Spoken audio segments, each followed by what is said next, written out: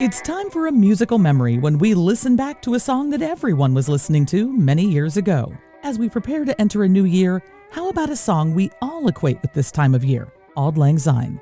But where did the song come from, and why do we sing it to mark the new year? The song came from Scotland, and the first full written account of it as a song is connected to Robert Burns, the national poet of Scotland. In 1788, Burns said he had written down the words of an old song from an old man he heard singing it. It's believed what he copied down was the first verse and the chorus. Then he penned additional verses himself.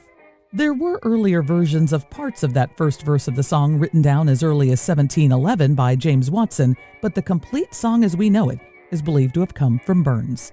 The first versions of the song were in the Old Scots language, where the words in the title, Auld Lang Syne, translate to Old Long Since, or more casually meaning for old time's sake. While it had an earlier tune, it was one Burns himself even called mediocre, and the tune that we know today was attached to the song in 1799.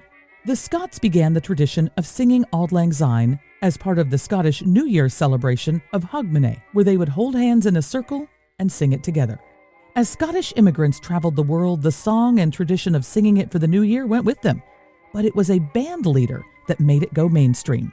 Guy Lombardo had a popular radio and TV show that aired for decades starting in 1929, and each year, as the clock struck midnight, he had his band play Auld Lang Syne.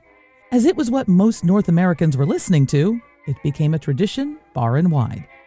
Guy Lombardo's recording of it is still played every year in New York City as the ball drops in Times Square.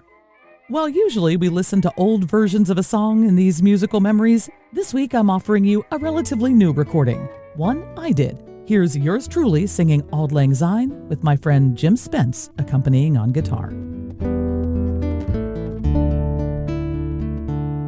Should